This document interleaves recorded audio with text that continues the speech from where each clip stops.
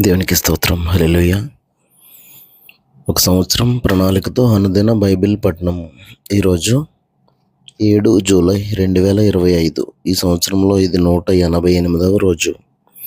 ఈ రోజు కొరకు ఏర్పాటు చేయబడిన బైబిల్ వాక్య భాగాలు పాత నిబంధన యోబు పుస్తకము 35, 36, 37 అధ్యాయాలు మరియు అపోస్తలుల కార్యములు కొత్త నిబంధన అపోస్తలుల కార్యములు 14వ అధ్యాయం.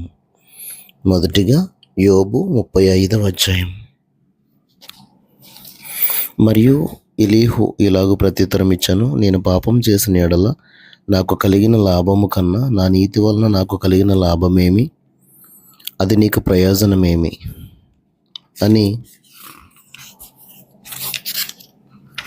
నీవు చెప్పుచున్నావే, ఇదే న్యాయమని నీకు తోచినదా? దేవుని నీతి కన్నా నీ నీతి ఎక్కువని నీవు అనుకొనిచున్నావా? నీతోనూ నీతో కూడానున్న నీ సహవాసులతోనూ నేను వాదమాడదను. ఆకాశం వైపు నిదానించి చూడుము, నీకన్నా ఉన్నతమైన ఆకాశ విశాలముల వైపు చూడము. నీవు పాపం చేసినను ఆయనను నీవేమైనా చేసితివా? నీవు పాపం చేసినను ఆయనకు నీవేమైనా చేసితివా? నీ అతిక్రమములు విస్తరించినను ఆయనకు నీవేమైనా చేసితివా? నీవు నీతిమంతుడు అయినను ఆయనకు నీవేమైనా ఇచ్చుచున్నావా? ఆయన నీ చేత ఏమైనాను తీసుకొనునా?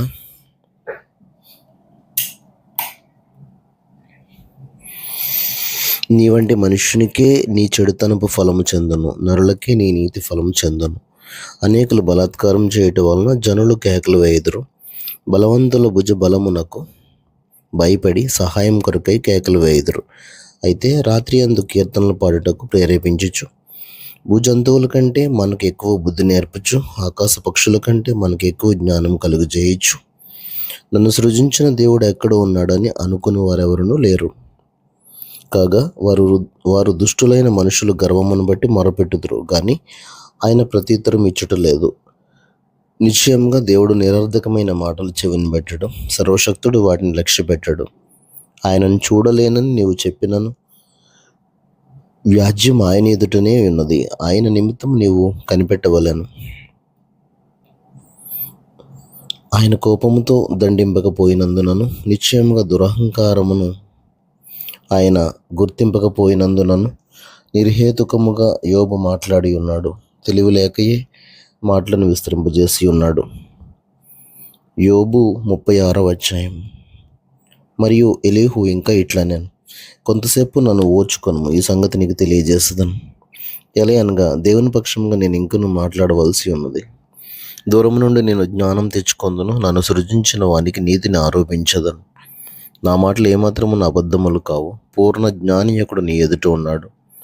ఆలోచించుము, దేవుడు బలవంతుడు గాని ఆయన ఎవరిని తిరస్కారం చేయడు. ఆయన వివేచన శక్తి బహుబలమైనది. భక్తిహీనుల ప్రాణమును ఆయన కాపాడాడు. ఆయన దీనులకు న్యాయం జరిగించును. నీతిమంతులను ఆయన చూడకపోడు. సింహాసనము మీద కూర్చుండు రాజులతో ఆయన వారిని నిత్యమును కూర్చుండబెట్టును. వారు గణపరచబడుదురు. వారు సంఖ్యలతో కట్టబడిన ఎడలను, బాధాపాశముల చేత పట్టబడిన ఎడలను, అప్పుడు వారు గర్వంగా ప్రవర్తించరని ఆయన వారి వారి కార్యములను వారి వారి దోషములను వారికి తెలియజేయను. ఉపదేశము వినుటకై వారి చెవిని తెరవజేయను. పాపము విడిచి రండని ఆజ్ఞ ఇచ్చును. వారు ఆలకించి ఆయనను సేవించిన ఎడల తమ దినములను క్షేమముగాను తమ సంవత్సరములను సుఖముగాను వెళ్ళబుచ్చెదరు. వారు ఆలకింపని ఎడల వారు వాహనముల చేత కూలి నశించెదరు, జ్ఞానము లేక చనిపోయేదరు. అయినను లోపట హృదయపూర్వకమైన భక్తి లేని వారు క్రోధము నుంచుకొందురు. ఆయన వారిని బంధించినప్పుడు వారు మొర్రపెట్టరు, కావున వారు యవ్వనమందే మృతి నొందుదురు.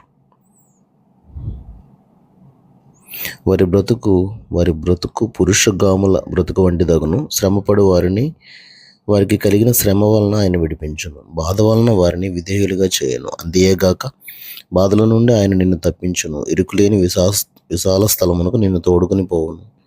నీ ఆహారమును క్రొవ్వుతో నింపును. దుష్టుల తీర్పు నీలో పూర్తిగా కనబడుచున్నది. న్యాయ విమర్శయు తీర్పును కూడుకొని ఉన్నవి. నీకు క్రోధం పుట్టుచున్నది గనుక నీవు ఒకవేళ తిరస్కారం చేయదువేమో జాగ్రత్త పడుము.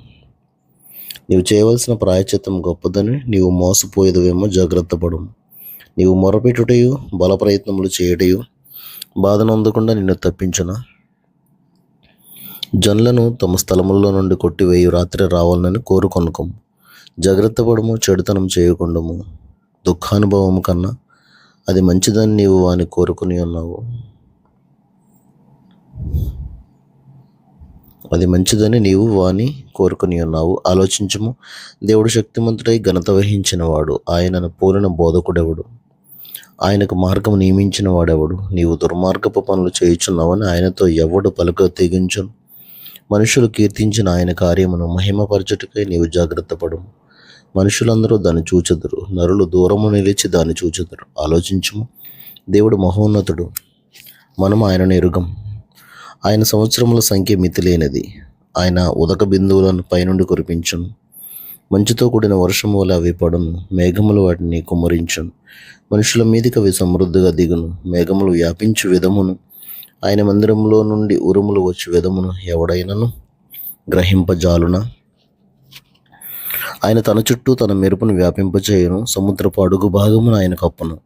వీటి వలన ఆయన ఆయా ప్రజలకు తీర్పు తీర్చును.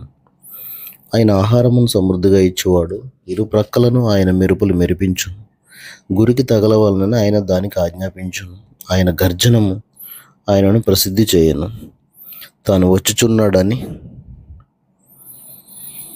ఆయన పశువులకును తెలుపును. యోబు 37వ అధ్యాయము. దీనిని బట్టి నా హృదయం వణుకుచున్నది, దాని స్థలంలో నుండి అది కదిలింపబడుచున్నది. ఆయన స్వరగర్జనమును వినుడి, ఆయన నోటి నుండి బయలువెళ్ళు ధ్వనిని ఆలకించుడి. ఆకాశ వైశాల్యమంతటి క్రింద ఆయన దాన్ని వినిపించును. భూమి అంతముల వరకు తన మెరుపును కనబడ చేయను. దాని తరువాత ఉరుము ధ్వని గర్జించును. ఆయన తన గంభీరమైన స్వరంతో గర్జించును. ఆయన ధ్వని వినబడినప్పుడు ఆయన మెరుపును నిలిపివేయాడు. దేవుడు ఆశ్చర్యముగా ఉరుము ధ్వని చేయను. మనం గ్రహింపలేని గొప్ప కార్యములు ఆయన చేయను. నీవు భూమి మీద పడుమని హిమముతోనూ వర్షముతోనూ మహావర్షముతోనూ ఆయన ఆజ్ఞ ఇచ్చుచున్నాడు. మనుషులందరూ ఆయన సృష్టి కార్యమును తెలుసుకున్నట్లు ప్రతి మనుషుని చేతిని బిగించి ఆయన ముద్ర వేసి ఉన్నాడు. జంతువులు వాటి వాటి గుహలలో చొచ్చి వాటి బిలములలో వసించును. మరుగు స్థానంలో నుండి తుఫాను వచ్చును. ఉత్తర దిక్కు నుండి చలి వచ్చును. దేవుని ఊపిరి వలన మంచు పుట్టును. జలముల పైభాగమంతయు గట్టిపడును. మరియు ఆయన దట్టమైన మేఘమును జలముతో నింపును. తన మెరుపు గల మేఘమును వ్యాపింపజేయను. ఆయన వలన నడిపింపబడినవై నరులకు నివాసయోగ్యమైన భూగోళము మీద మెరుపును మేఘములను సంచారం చేయను. ఆయన వాటికి ఆజ్ఞాపించినది యావత్తును అవి నెరవేర్చును. శిక్ష కొరకే గాని, తన భూలోకము కొరకే గాని, కృప చేయుటకే గాని ఆయన ఆజ్ఞాపించిన దానిని అవి నెరవేర్చును. యోబు, ఈ మాట ఆలకింపము, ఊరకుండి దేవుని అద్భుత క్రియలను ఆలోచింపము. దేవుడు తన మేఘపు మెరుపు ప్రకాశింపవలనని ఎట్లు తీర్మానం చేయనో నీకు తెలియనా? మేఘములను తేలచేయుటయు పరిపూర్ణ జ్ఞానము గలవని మహాకార్యములను నీకు తెలియనా? దక్షిణపు గాలి వీచుట చేత ఉబ్బవేయినప్పుడు నీ వస్త్రములెట్లు వెచ్చబడినది నీకు తెలియనా? పోతపోసిన అద్దమంత దట్టమైనదగు ఆకాశమును ఆయన వ్యాపింపజేసినట్లు నీవు వ్యాపింప చేయగలవా? మేము ఆయనతో ఏం పలుకువలనో అది మాకు తెలుపము. చీకటి కలిగినందున మాకేమీ తోచకున్నది. నేను పలుకున్నదనని ఎవడైనా ఆయనతో చెప్పతగునా? ఒకడు తాను నిర్మూలం కావాలని కోరునా? ఉన్నతమైన మేఘములలో ప్రకాశించు ఎండ ఇప్పుడు కనబడకయున్నను గాలి మేఘములను పోగొట్టి దాన్ని తేటగా కనపరచు. ఉత్తర దిక్కున సువర్ణ ప్రకాశం పుట్టును. దేవుడు భీకరమైన మహిమను ధరించుకొని ఉన్నాడు. సర్వశక్తుడగు దేవుడు మహాత్యం గలవాడు. ఆయన మనకు అగోచరుడు. న్యాయమును నీతిని ఆయన ఏమాత్రమును చెరుపడు. అందువలన నరులు ఆయన యందు భయభక్తులు కలిగి ఉందరు. తాము జ్ఞానులం అనుకుని వారిని ఆయన ఏమాత్రమును లక్ష్య పెట్టాడు.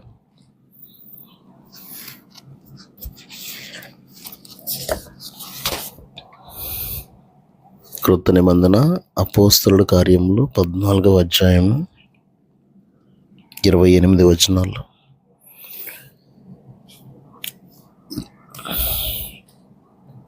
ఈకొనియలో జరిగినదేమనగా, వారు కూడి యూదుల సమాజ మందిరంలో ప్రవేశించి తేటగా బోధించినందున అనేకులు యూదులను గ్రీసు దేశస్థులను విశ్వసించిరి. అయితే అవిధేయులైన యూదులు అన్యజనులను పురికొలిపి వారి మనస్సులలో సహోదరుల మీద పగ పుట్టించిరి. కాబట్టి వారు ప్రభువును ఆనుకొని ధైర్యంగా మాట్లాడుచు అక్కడ బహుకాలము గడిపిరి. ప్రభువు వారి చేత సూచక క్రియలను అద్భుతములను చేయించి తన కృపావాక్యమునకు సాక్ష్యం ఇప్పించుచుండెను. ఆ పట్టణపు జన సమూహములో భేదములు పుట్టగా కొందరు యూదుల పక్షముగాను కొందరు అపోస్తలుల పక్షముగాను ఉండేరి.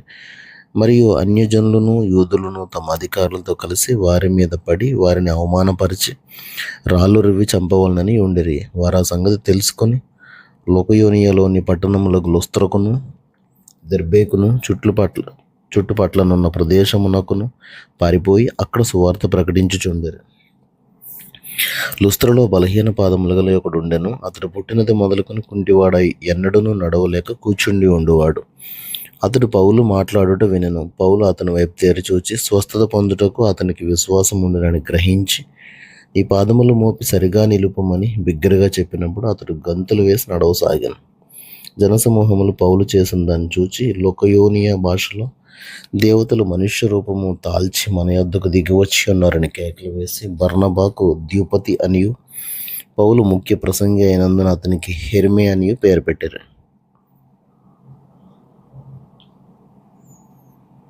పట్టణమునకు ఎదురుగా ఉన్న ద్యుపతి యొక్క పూజారి ఎడ్లను పూదండలను ద్వారముల యొద్దకు తీసుకుని వచ్చి సమూహముతో కలిసి బలి అర్పింపవలనని ఉండెను. అపోస్తలులైన బర్నబాయు పౌలును ఈ సంగతి విని తమ వస్త్రములు చించుకుని సమూహంలోనికి చొరబడి, అయ్యలారా, మీరెందుకు ఇలాగ చేయుచున్నారు? మేము కూడా మీ స్వభావం వంటి స్వభావం గల నరులమే.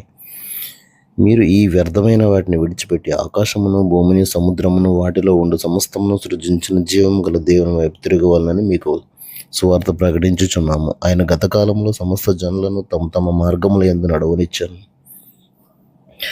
అయినను ఆయన ఆకాశము నుండి మీకు వర్షమును ఫలవంతములైన ఋతువులను దయచేయచ్చు, ఆహారం అనుగ్రహించుచు ఉల్లాసముతో మీ హృదయంలో నింపుచు మేలు చేయుట చేత తన్ను గూర్చి సాక్ష్యం లేకుండా చేయలేదని బిగ్గరగా చెప్పిరి. వారు ఇలాగు చెప్పి తమకు బలి అర్పింపకుండా సమూహములను ఆపుట బహు ప్రయాసమాయను. అంతియొకయ నుండి ఈకొనియ నుండి యూదులు వచ్చి జన సమూహములను తమ పక్షముగా చేసుకుని పౌల మీద రాళ్ళు రువ్వి అతడు చనిపోయినని అనుకుని పట్టణం వెలుపలికి అతన్ని ఈడ్చిరి. అయితే శిష్యులు అతని చుట్టూ నిలిచి ఉండగా అతడు లేచి పట్టణంలో ప్రవేశించి మరునాడు బర్నబాతో కూడా దెర్బేకు బయలుదేరిపోయాను. వారు ఆ పట్టణంలో సువార్త ప్రకటించి అనేకులను శిష్యులనుగా చేసిన తరువాత లుస్త్రకును ఈకొనియకును అంతియొకయకును తిరిగి వచ్చి శిష్యుల మనసులను దృఢపరిచి విశ్వాసమందు నిలకడగా ఉండవలనని అనేక శ్రమలను అనుభవించి మనం దేవుని రాజ్యంలో ప్రవేశింపవలనని వారిని హెచ్చరించిరి. మరియు ప్రతి సంఘములో వారికి పెద్దలను ఏర్పరిచి ఉపవాసం ఉండి ప్రార్థన చేసి వారు నమ్మిన ప్రభువునకు వారిని అప్పగించిరి. తర్వాత పిసిదియా దేశం అంతటా సంచరించి పంఫూలియకు వచ్చిరి. మరియు పెర్గేలో వాక్యం బోధించి అత్తాలియకు దిగి వెళ్ళారు. అక్కడ నుండి ఓడ ఎక్కి తాము నెరవేర్చిన పని నిమిత్తం దేవుని కృపకు అప్పగింపబడిన వారై మొదట బయలుదేరిన అంతియొకయకు తిరిగి వచ్చిరి. వారు వచ్చి సంగమును సమకూర్చి దేవుడు తమకు తోడయుండి చేసిన కార్యములనియు అన్యజనులు విశ్వసించుటకు ఆయన ద్వారం తెరిచిన సంగతియు వివరించారు. పిమ్మట వారు శిష్యుల యొద్ద బహుకాలం గడిపిరి. దేవుడు తన పరిశుద్ధ వాక్యమును మన వెనికిడిలో దీవించునుగాక. ఆమేన్.